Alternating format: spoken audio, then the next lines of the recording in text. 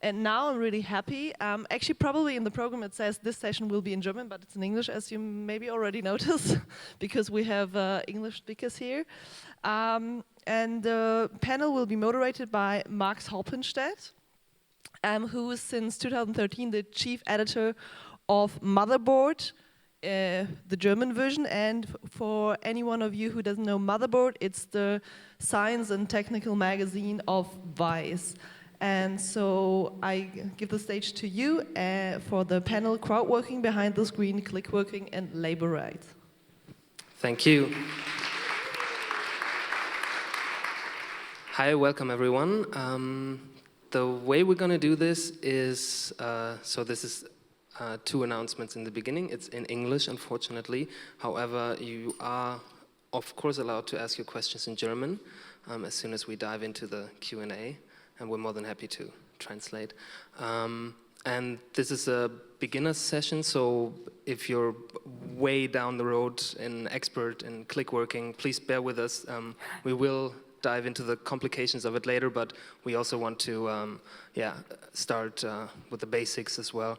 And the way we're going to do this is there's going to be a quick inputs from all the great people with me here on stage in the beginning, 5 minutes approximately.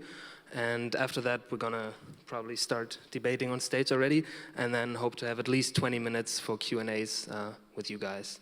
And there will be a mic, of course, and everything.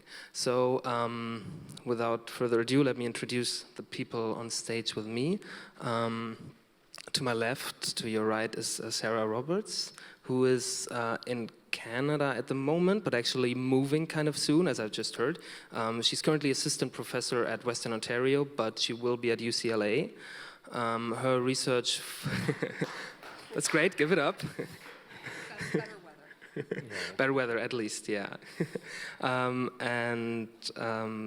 Your research is focused on how the immaterialization of labor and the digital working conditions are influencing precarious work and how people deal with precarious work, and I hope to hear more on that from you. Then to my right is Christiane Benner from IG Metall, zweite Vorsitzende actually, trained engineering with the engineering company Schenk, and then moved on for sociology in Frankfurt and Chicago, I believe, and Marburg. Yeah. And actually, I thought that we at Motherboard dived into the topic of crowdworking sort of early when we had some reporters trying to be a click worker for themselves and stuff, which I found terrifying and interesting at the same time when I had the honor to edit it. But you guys were actually way ahead of us and thought about this really early on, which I find fascinating and great, and I'm hoping to hear more from you how labor unions generally and IG Metall specifically deal with the situation of crowdworking. And then to my very left is Stephen Hill, journalist and writer and senior fellow currently at New American Foundation, whose book about the Uber economy, Raw Deal, is fascinating and great read. I can recommend that. And who's got another book coming up, actually. You've written extensively about the digitization of the economy in general and that combination and how that affects labor. And why don't we start with you, and maybe you can contextualize this a bit, what actually crowdworking means, how it's different to other buzzwords like sharing economy, Uber economy, immaterial labor, and that sort of thing. And I think you're also going to tell us why it's maybe not so new, but part of a larger trend, which is also important. Can you hear me all right? Great. So why we're here is because technology is having a big impact on jobs in the labor force and how you work and how you are going to work in the future. You know, these new ways of working, there could be some advantages for people who want a flexible schedule and people who are labor market outsiders having trouble getting full-time work. It presents another opportunity, another way to get work. But increasingly, as we've had a few years now to look at how these companies work, and I'm from San Francisco, so I've been at Earthquake Central for a while, watching how these new startups and gig economy and peer-to-peer economy, all these names that are used, seeing how they actually impact workers. And there's a lot of negative consequences that have to be thought through because if they're going to work at all, they have to be properly regulated. So the first big impact they have is it's basically turning the United States into what I call a freelance society. More and more workers are getting access to work through being a freelancer, contractor, short-term temp workers, short-term contracts, part-time work. Now, this is not completely new in the US economy or even in the German economy, but these new technologies are making it so much easier for employers to hire and fire and hire new types of workers. And, you know, if, for example, the pharmaceutical company Merck had a plant in Philadelphia. So this is the traditional economy we're talking about, not the gig economy at the moment, not click workers. But they sold the plant to another company. The company laid off all 400 workers, then hired back the same 400 workers as contractors. And by doing that, they get out of about 30% in labor costs by not having to pay for things like health care, Social Security, even injured worker compensation. If these workers get injured, they're on their own. Auto companies in the United States, again, traditional economy, about 50% of the workers in an auto plant now are temporary workers. They're working alongside regular workers. They're doing the exact same job. They're getting half the pay. They have really no safety net, no job security, even though they're doing the exact same job. Universities, more and more professors are being are ad hoc. Adjunct professors. Basically, they're temp workers. They go contract to contract, class to class. So it's happening in the professions, but then it's also happening in what we call the gig economy among click workers and all these other types of ways of working. For example, there's a company called Upwork, based in the San Francisco area. It has about 250 regular employees. Those 250 employees oversee 10 million freelancers and contractors around the world.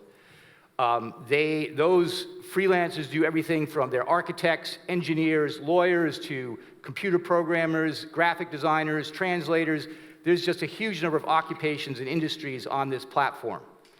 And basically, the way it works is workers bid on jobs. And you can watch the bids online, and you can see, you know, the lowest bid coming in. You can see workers from Germany saying, oh, I'd like to get about 60 euros an hour for this job. And someone from the United States saying, oh, $70 an hour for this job. And then you have someone from Thailand and India and Philippines saying, I'll take $2 euros an hour for this job. So, and you can watch the bids going lower and lower and lower. It's basically a race to the bottom. And these are very skilled workers in Thailand and Philippines and India. They have access to technology. From the business point of view, there might not be a lot of advantages over hiring someone from Germany anymore. You have other new companies that are using things like 3D printing to create auto parts. And by doing this, I mean, an auto company will have a choice at some point to start buying auto parts from these 3D printing companies that can easily do what they do with contractors, freelancers, temp workers. And so the auto companies themselves will have the ability to scale back their production more than they're already doing. So these are sorts of technologies that are coming online. You know, a lot of people are worrying about how these are going to impact. So, and what we're realizing is that in many ways the corporation itself is being reorganized. You know, if you think about how corporations have worked in the post-World War II era, in the 1950s and 60s, you had these big industrial, vertical giants, basically, where everything occurred under a single roof: production, design, research, training, marketing. And then about in the 1980s, companies like Apple and Nike came along, and they sent production to low-wage countries, but they still kept production, design and marketing and such things under the roof. These new companies like Uber, like Airbnb, like Upwork, you know, the whole bunch of them, they're really not more than a website and an app with a small core of regular employees who are able to use technology to oversee an army of freelancers and temp workers and contractors. And so, you know, Uber, for example, has about 1,000 regular employees worldwide. And with those 1,000 employees, they can oversee several 100,000 drivers. It's not clear how many drivers Uber actually has because the only numbers we have are Uber's, and trusting Uber's numbers is like allowing tobacco companies to do their own studies. But nevertheless, this, you know, for what we know, you know, Airbnb also has about 1,000 regular employees who are, you know, overseeing all these hosts around the world. You know, Airbnb is something that started out as a good idea where someone could rent out a spare room in their home, make some extra money, but now it's been completely taken over by professional real estate operatives who are evicting tenants left and right in San Francisco to get them out of their buildings and turn it into Airbnb tourist hotels. Here in Berlin, you just passed a law recently, it went into effect, saying that all hosts have to register with the city. It's never going to work. In San Francisco, we passed that law well over a year ago, and to date, 10% of hosts have registered.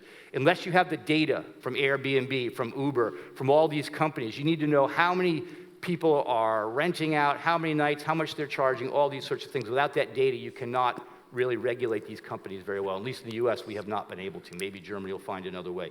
So anyway, in the interest of keeping it short, shall I just end there? That's a good end. Thank you, Stephen.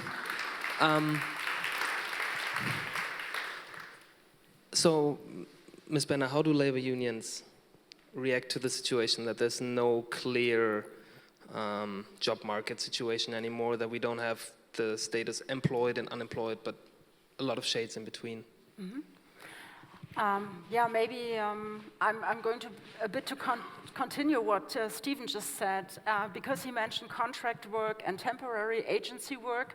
And what we did as unions, as IG Metall, we started 2005, we basically started campaigning decent work for contract workers and for temporary agency workers. And we did collective bargaining agreements, and we are now working on a law. I don't know whether you heard about this. We are working on a law to improve the situation of the agency workers and of the contract workers, and to strengthen the co-determination rights of the members of the works councils in our companies where those people are working. And so it's a kind of continuity, actually, that IG Metall is dealing with crowdsourcing, because it's a kind of outsourcing, just in another way. It's like temporary work, it's like contract work, agency work, but the combination of digitalization and globalization is really poison for working standards. And this is the reason why IG Metall is dealing with this. But as I said, it's a kind of continuity, but we consider crowdsourcing as a very radical play. It's just like moving into a new, on a new level of, I wouldn't say exploitation, but it's really radical, considering what you can really do and how it's going to put pressure on working conditions. And so, as IG Metall, we say that we would like to create and to use the power of co-determination we still have and the strong influence. I mean, we are a growing union as IG Metall in Germany, 2.3 million members, and we have many white-collar workers, IT workers, and some self-employed workers, but this was not our focus, has not been our focus yet. This is more Verdi's profession, the service union. And so we focus now on crowdsourcing, and we basically want to avoid that everything we have in normal companies, such as a works council, we have a Constitution Act, works councils, collective bargaining agreements, that everything will be thrown away just because of digitalization. And so this is one reason why we are dealing with this topic. And you can imagine we have in our like companies, VW, BMW, our machine building companies, you have supply chains. And the point is that on each, was heißt ein Glied?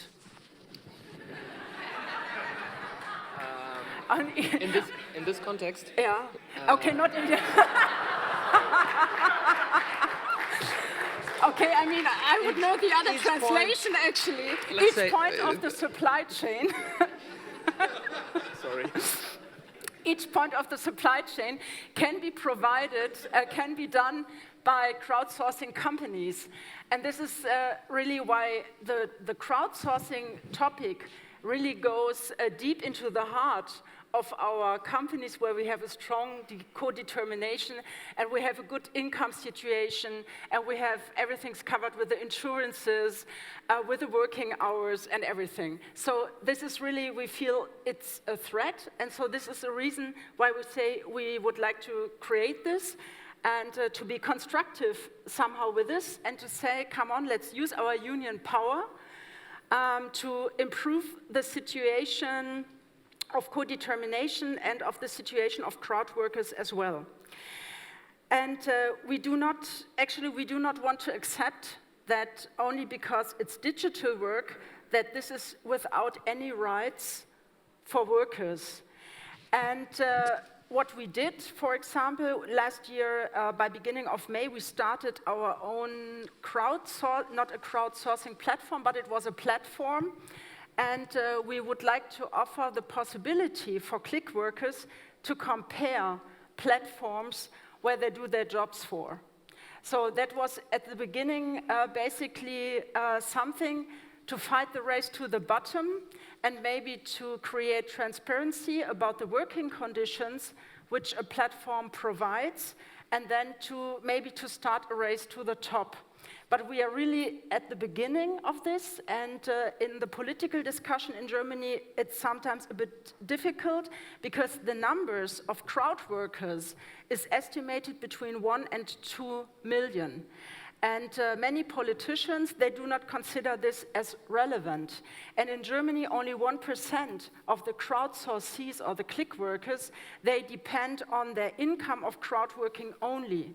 There are many students, there are pensionists. I mean, we did an analysis on the click workers, on the community. And so it's very differentiated. And I think we still have to look very detailed into it. And I really appreciate that the topic of work is a topic here on the Republika Convention, because I think it's very important, and the perspective has to be, how can we create some collective protection for the click-working community as we have it in our normal companies, and we still have to look for answers, but I think we have to talk about minimum standards for click working. We have to talk about social security. If a society, the society is going to change, and you have more and more precarious jobs, and I think this is a development that cannot be stopped. As you mentioned, temporary work, agency work, and click working, crowdsourcing is just another phenomenon. So I think that labor is going to change. And we really have to think about some standards and how we can implement some standards, but to think what are the appropriate standards. So I really would like to get into a discussion with you, and we are in contact and in dialogue with click workers, but the minimum what we really want is to guarantee social security, to open our German social security system for click workers, so that they can not contribute, but that they can benefit, and the platforms should contribute to our social security system, and to talk about minimum standards. Because we have to do something, because it will continue and go on, and I really would love to get into dialogue with you and to hear your opinion later. Thank you very much.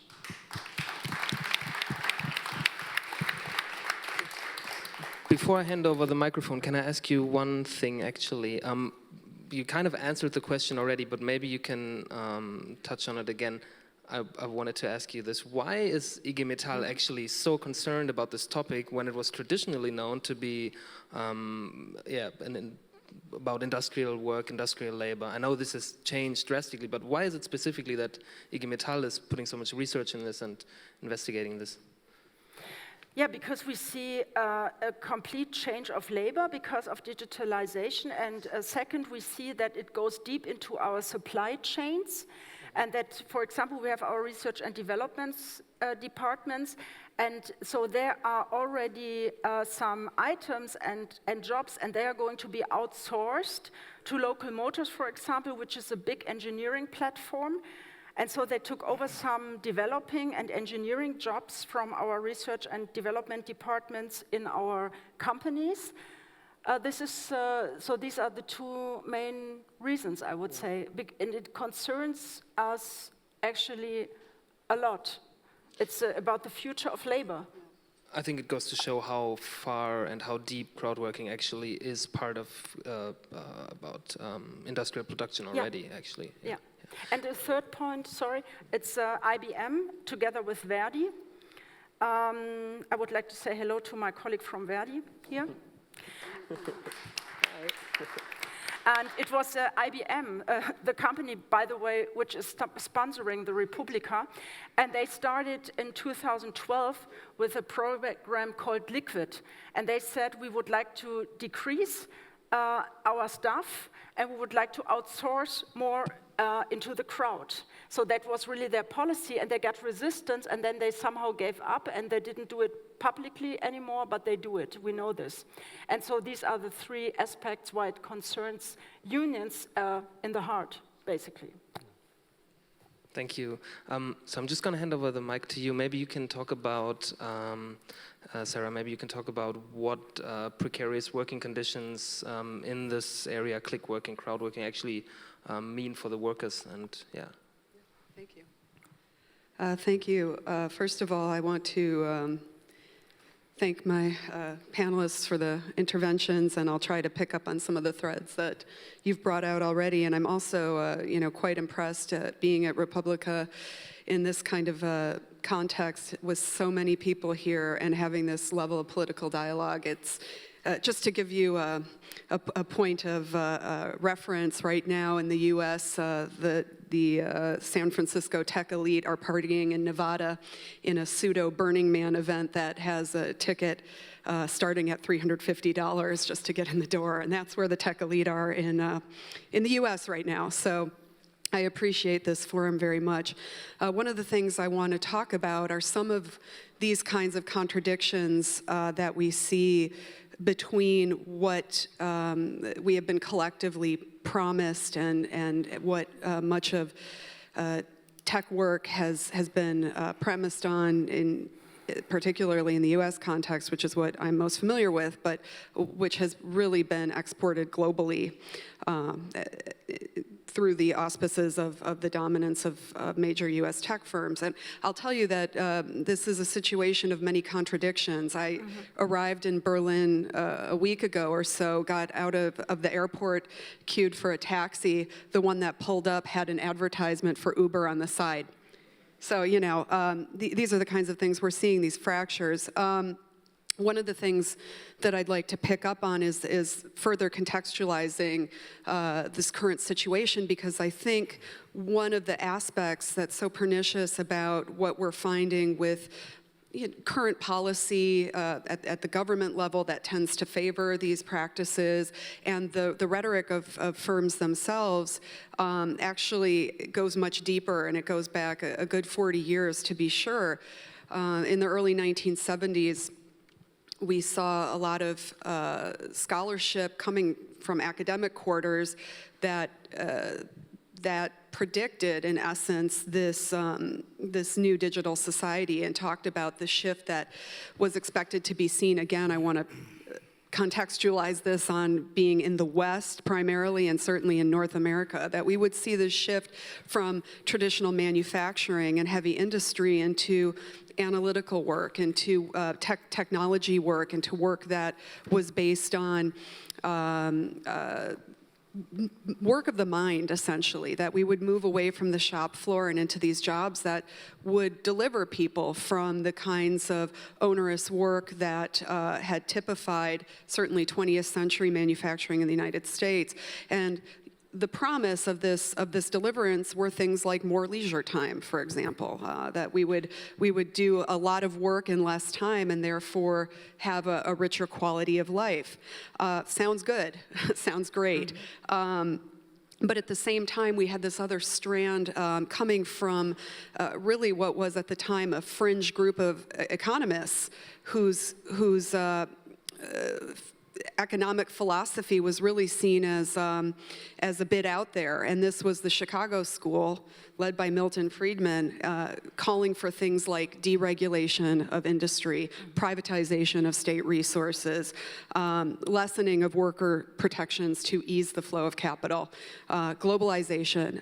And so these things were coming to pass not only at the same time as this rise of knowledge work, if we want to call it that, but in fact, the two facilitated each other, right? So this, again, as Stephen was mentioning, this acceleration and this ability through digitization to transfer large amounts of information, to break with traditional work time, work days that I might add had been won by organized labor, right? The 40-hour work week, won by organized labor, a weekend, won by organized labor. These new forms could fracture those very things that had been so hard fought and hard gained, so that work could transpire 24/7 and globally.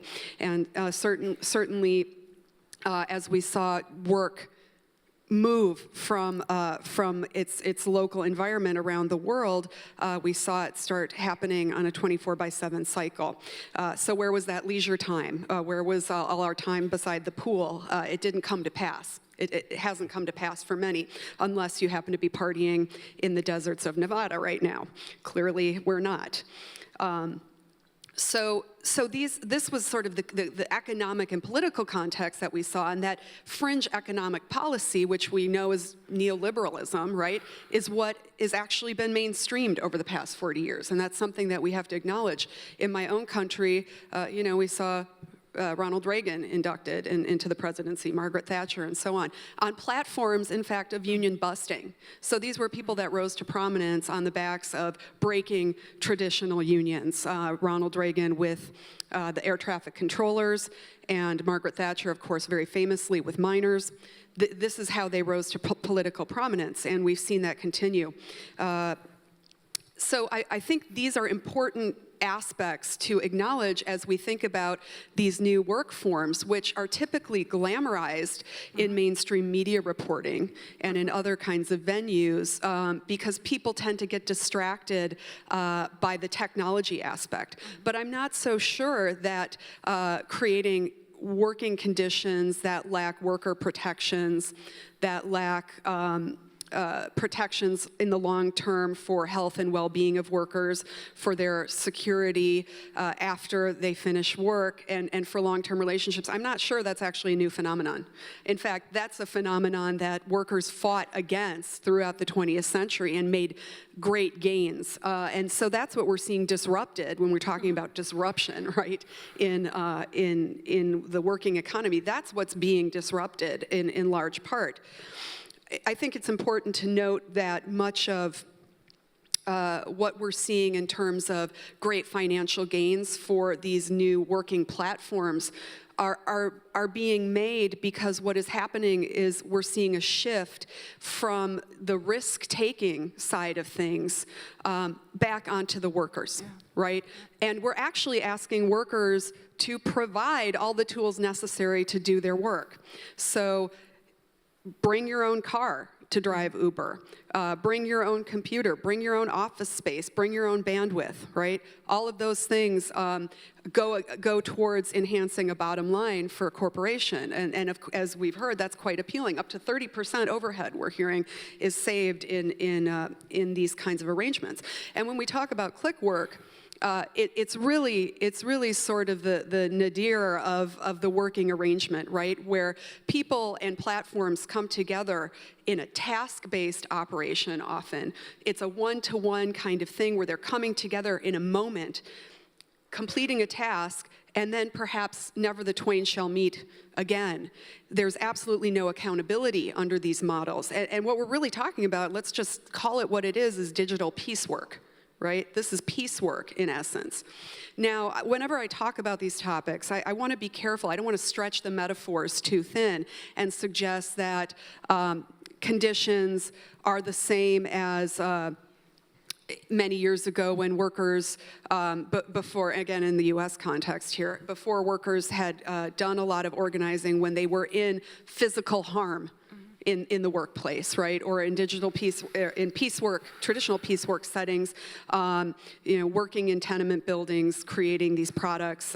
But certainly we have to be aware that the model is actually retrograde. I don't actually think there's anything particularly new, and that's what I think that's what there's really not a much mainstream critique around drawing those links.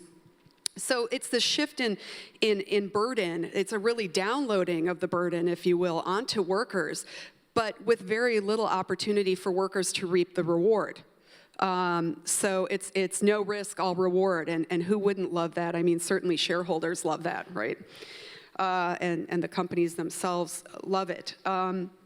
So all of these things are taking place in this context of 40 plus years of neoliberal economic policy, legislative action that goes against workers in the United States. We've seen state by state by state boilerplate legislation that comes out of groups in the interest of the ultra wealthy. So the Koch brothers are notorious for producing boilerplate legislation that right-wing legislators then introduce in their state houses, anti-work legislation, so-called right-to-work and at-will employment legislation.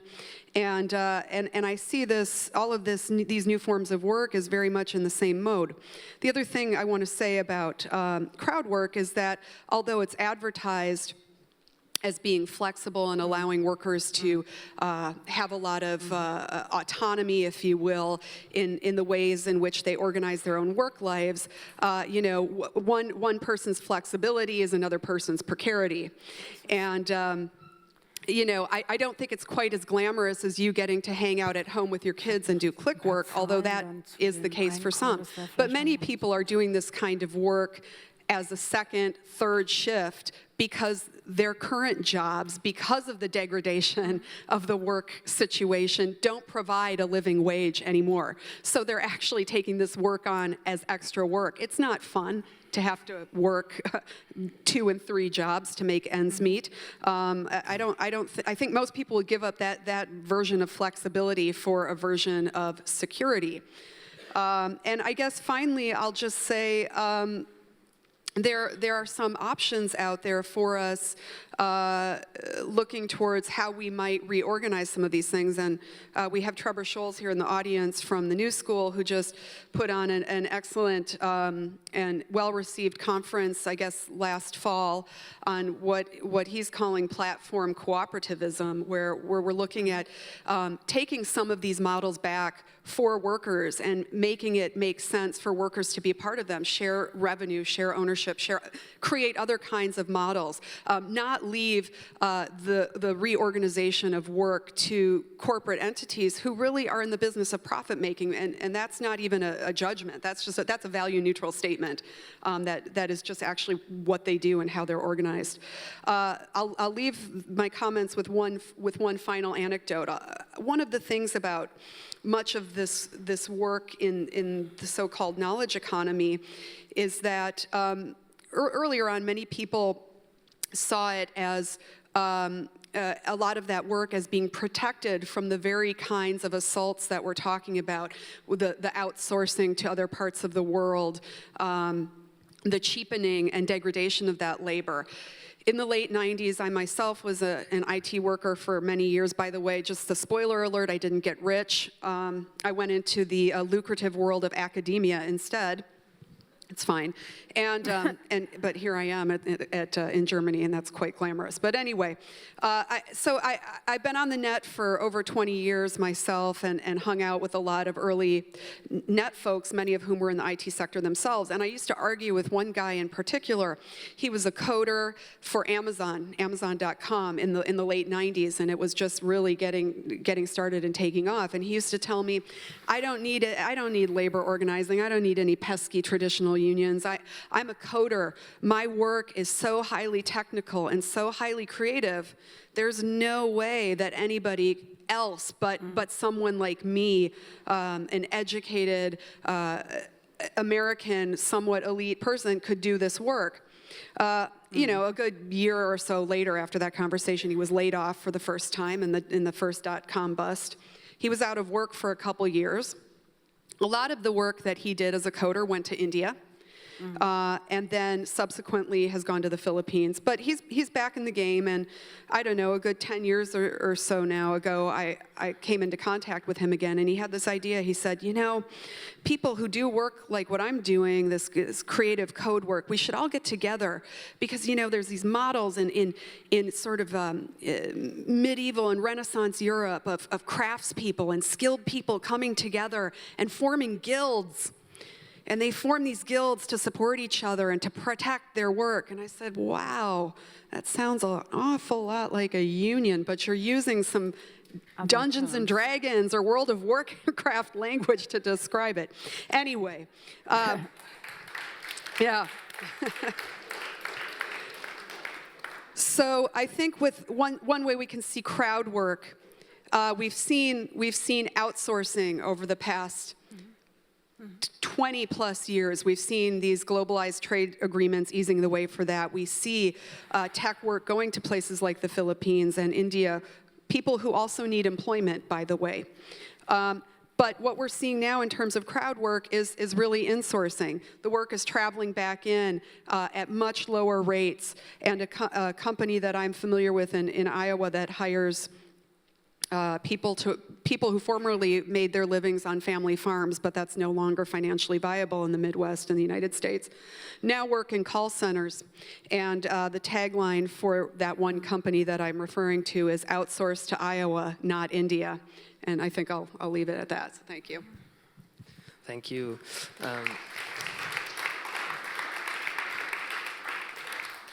I want to pick up on the issue of organization for crowd-worked labors, because I think one thing that struck me that I found really fascinating was to see the way Mechanical Turk workers organized, or in the beginning couldn't organize. Maybe you could say something about it, because I know you have an expert in-house now who was involved in that actually, because in the very beginning it was very difficult for the click workers who work task-based to even talk to each other, to share knowledge. Yeah.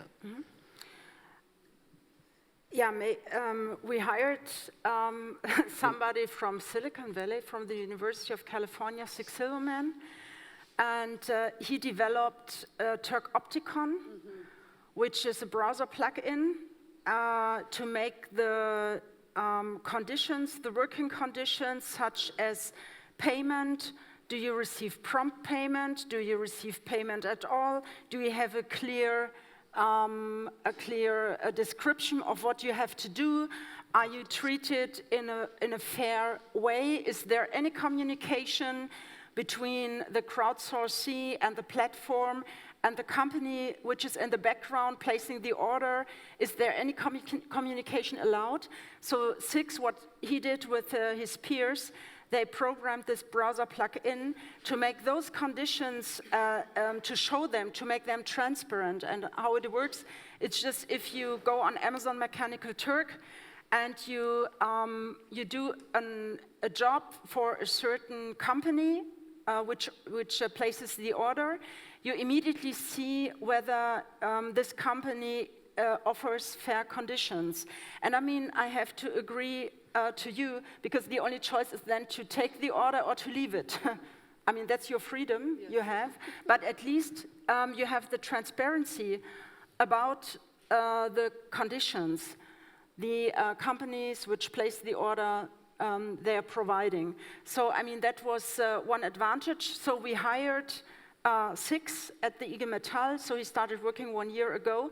And this is actually how the idea occurred. It was a bit from Turk Opticon that we created FairCrowdwork.org, our own platform, and it basically works with the same principle and with the same system to make it transparent and to have the possibility for click workers to evaluate and to give a rating on the companies which places the order. That means they rate the platforms they work for. And so this is what I was trying to explain when I said, because of this transparency, we try to create a race to the top in the way. But maybe for this audience, if this may be allowed, I would like to to explain why this puts so much pressure on our normal jobs. So for example, if you go on Amazon Mechanical Turk, you have an average income by hour of $2. And if you compare this to regular jobs, I mean, we talk in our metal and electrical industry, automobile industry, IT, companies where we have collective bargainings, we talk about, the minimum is about 15 euro, and it goes up until 35.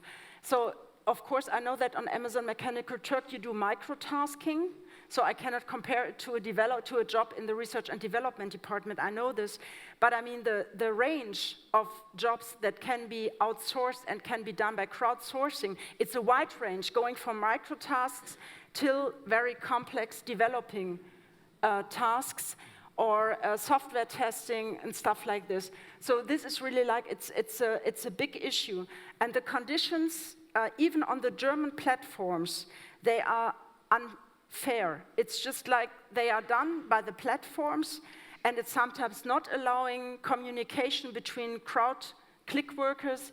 It says it's forbidden to communicate between click workers. We really did intense research on this. And actually, if you would have a click worker saying, I'm going to sue the platform because the terms are not legal, then somebody would be successful. But nobody actually, because if you are just doing this in Germany, not as your main job, but if you're just doing this out of 4 or 5 jobs you are doing besides your studies, nobody is going actually to sue the platforms. And so this was our idea, to start in Germany and at least to get into dialogue with the platforms and to say, please ensure fair conditions on your general terms. And so this is how we start now, and the other points I mentioned in my first statement. But yeah, so this is the way we are trying to do.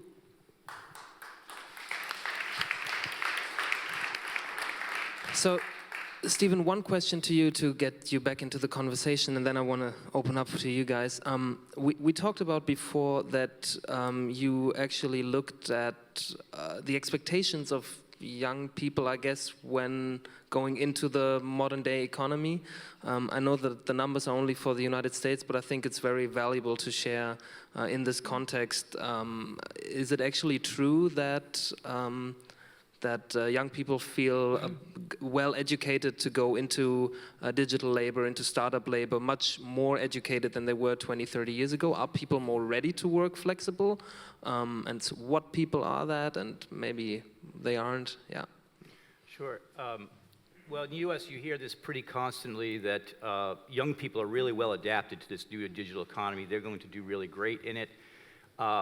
And you know, they understand technology, they know how to wheel and deal, and they're not expecting to have a full-time job. They're not expecting, you know, they're expecting to enjoy what they do rather than focused on how much money they make. These are all the things that we hear about millennials and Y generation, and there's just no truth to it all. I mean, if you look at the numbers, young people are making less money than ever before. More of them are living at home with their parents, which is not a popular thing, because they don't have enough money to live on their own. You know, you hear that a lot of them, like their Uber, they don't want to own a car. Well, they actually can't afford to own a car. So Uber actually provides a service. In the United States, taxi service is not very good. So, you know, from a consumer's perspective, a young person's perspective, can't afford to own a car, Uber becomes fairly viable. You also hear this idea that all these young people are out there on their computers, starting their own apps, starting their own companies. They're all burgeoning Mark Zuckerbergs. And one statistic I pulled before coming here, the percent of people under 30 who own private businesses has reached a 24-year low in the United States. And in many, many ways, those with a bachelor's degree in the United States were much better off before this digital revolution. There's just no question about it. So, yeah, it's. I think that we have to really think carefully about you know, trying to use these sorts of brands on people, because it's a way to just discount criticism. Well, you guys are old-fashioned. You don't understand. Younger people get it. and it's going to be hip and cool, and my product is good, they're going to love it, and I'm going to make $1 billion, so what could be wrong? I mean, this is the attitude you get out of Silicon Valley quite often, so, yeah.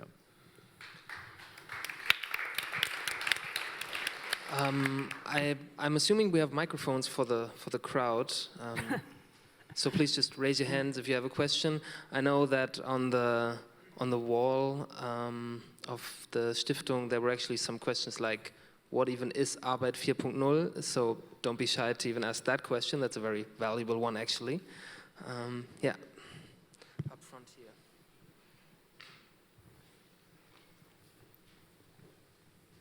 Thank you very much. I've been in your neighborhood in last summer for 5 weeks, and I see all the concerns around click workers, but I have to admit, I love Uber. I used it 25 times. It's attractive for customers. How do we ensure that organizations like you or like unions are speeding up in the same pace as Upwork? Or maybe governments are speeding up? Well, I mean, the thing about Uber, when you're in the United States, taxi service is not very good. So suddenly, it provides another transportation option. That's understood. But you have to also realize that, I mean, since you were in San Francisco very long, I can tell you that the traffic congestion in San Francisco is getting so bad because every city pretty much operates at the level of, being congested. Well, suddenly you put 3,000, 4,000 more cars on the road, which are Uber drivers and Lyft drivers. Well, lo and behold, it becomes congested. So now you push that app, the car shows up in 10 minutes, whereas taxis would take 30 or 40 minutes in San Francisco. But now you're sitting in traffic for 20 minutes longer. So I think we have to really look at this in a big picture way. It's simply the case that our streets are a public utility. They have to be shared by all the different types of transportation, public transit, private vehicles, delivery trucks, now ride-sharing, taxi, all of them. And you just can't have one company that's committed to flooding the streets with cars, which is Travis Kalanick, CEO of Uber. That's what he said he wants to do in order to beat the competition and to have your wait be longer. You can't just have one company doing this and not expect there to be serious knock-on effects in terms of labor issues, in terms of Uber drivers, but also in terms of environmental issues. And we're seeing that in San Francisco, Seattle, New York, Chicago, all sorts of places. Seattle has passed a law at the city council level to allow these Uber drivers to form quasi-unions because by law, these contractors in the United States aren't allowed to form unions. So they're going to allow nonprofit organizations to basically organize workers. It's a legal end around. It may not work. But so, I mean, people are, Uber is here's the thing, we could take that technology and actually do some pretty amazing things with it. Exactly. Carpooling, for example. Exactly. I mean, I'm amazed in Berlin, considering you have such a great public transportation system, how many people are still sitting in traffic getting into Berlin. There's not a lot as much carpooling going on. Well, you could use that technology where, you're driving one place and I'm going the same direction. We find each other using this technology and then we drive together. The problem is that there's no money in that for Uber because once you and I find each other using the technology, we don't need them anymore. We can just do it by phone and by text and email. So there's a role here for NGOs, for nonprofits, for even the government to create more platform cooperativism, as Trevor Scholz is doing, instead of platform capitalism that competes against these companies. But I don't see too many nonprofits stepping in and creating this technology. Finland has taken the Uber technology and put it on some of their public shuttle buses. And you get on the bus and you tell the driver, okay, here's where I want to go, and everyone else has done the same thing. And the driver can set the course in real time. They don't have to follow a set route all the time. So, in many ways, we're the ones that aren't creating the infrastructure and what we need to do in order to counter this for-profit company. Keep in mind, Uber is now valued at $60 billion. They're valued at more in General Motors, Volkswagen, Ford. Even though they haven't produced a single car, they don't produce anything, they don't even claim to hire more than 1,000 people. This is a new type of corporation, and if we don't figure out a way to deal with it, it's going to be a lot more complicated very soon than just simply, I push my app and the car shows up, and that's pretty cool. So. Can I respond to that too? Yeah, one other thing that I think contributes to the way in which these platforms and services are viewed is the fact that so much goes on infrastructurally and economically to support their development that is in fact hidden from view or not really made accessible or understandable to mainstream people just in media reports or accounts, for example. And what I mean by that is that many companies who locate in certain parts of the world do so on a basis where it's financially favorable to them, and they receive incentives that cooperatives, individual people such as all of us would never receive from the state. This means that they're able to start up with tax breaks or maybe paying no taxes for a number of years. This means that they have access to infrastructure or favorable development conditions that others do not access, and none of this is made visible. So it seems as though these platforms and these companies, these productless companies, just spring to life because they're just better than other options. But in fact, there's all kinds of infrastructure and superstructure supporting the development of this. And this is another way in which risk is offloaded from the innovators onto the public. This is happening at the same time as we see a shrinking of the public sphere, as we see, particularly in the United States, the most confounding case of all. I think we see no money going towards public transportation. If we had a robust public transportation system in the cities that Stephen mentioned that worked for most people, Uber would not be necessary. I've never found a need to take a taxi since I've been in Berlin, for example. I've used public transport the whole time.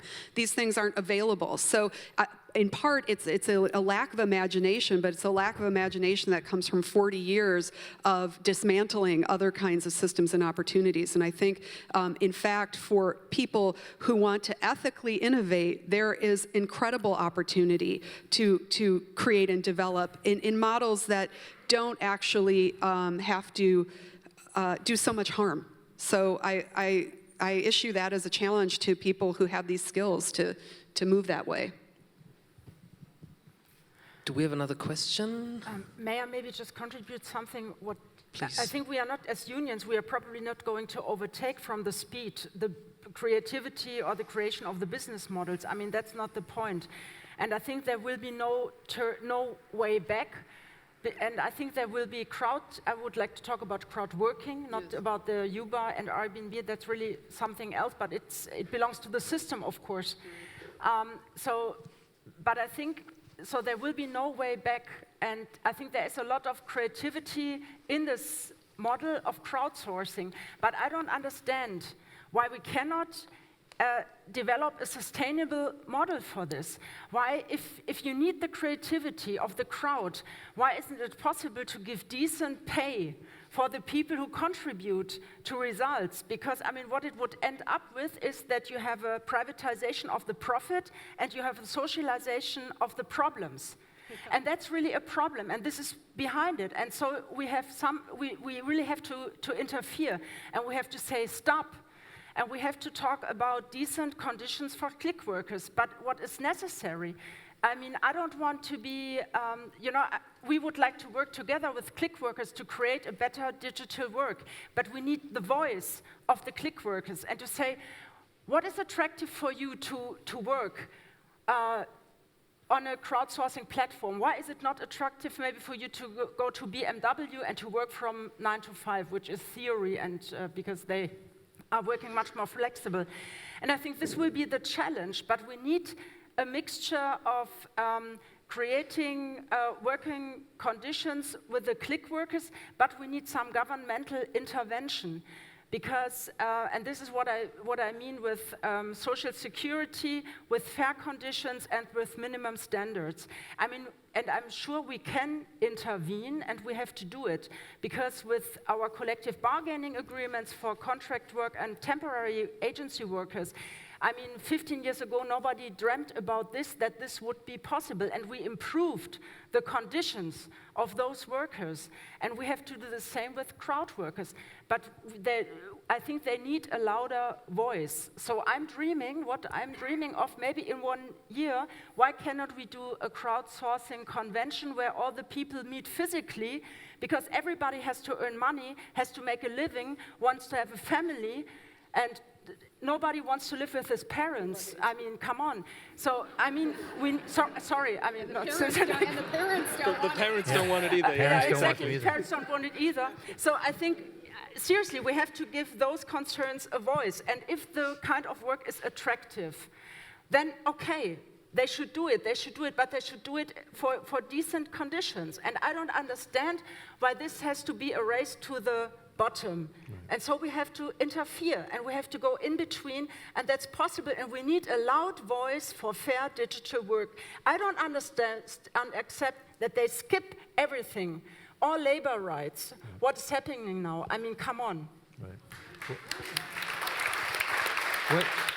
Can I say one of the things that's been proposed in the United States is, that every worker, regardless of how she or he works, whether they're a freelancer, contractor, temp worker, or regular employed, that they would have established for them what I've called an individual security account.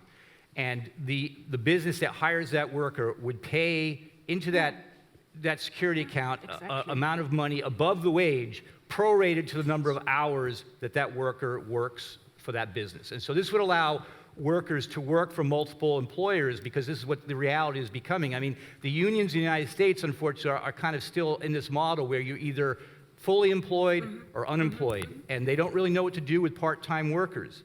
And because the hope has always been, well, they're part-time now, but they're going to go up to full-time. Well, it's not happening. And so I think part of our challenge is figuring out how to make it okay to work part-time, to maybe do 20 hours a week at this part-time job. Maybe you do a few shifts for Uber. Maybe you do another shifts over here for TaskRabbit. And every place where you work, you are accumulating your Social Security benefits by having those businesses pay into this security account for you based on the number of hours that you work for that business. This is what we're talking about in the United States. It's going to happen there at the local and state level first. The federal level is pretty much dead. I'm sure if you follow U.S. politics, you understand why. And so this is where the conversation is going. And I've been interested to see in Germany that you have similar needs, not as great as ours, because you already have a much more developed Social Security system, but there are holes in it. And that's where these businesses are going to attack. That's where they're going to try to hire, is where those holes are in your safety net. Better to plug them now while you have a chance before the onslaught comes over here in a stronger way. Yeah. Very unfortunately, we have to end the discussion now. I'm sorry, but I guess all the panelists will be around here for a while, and if you agree that this topic is too big for an hour of discussion, we'll be happy to debate a little longer around here. And yeah, thank you so much for being here. I have a few, thank you. I have a few op-eds from Handelsblatt about startup economies, the pros and cons that I had in Handelsblatt, and another one about the digital economy. So there's a few copies up here if people want to read more. They're short. They're in German as well. So.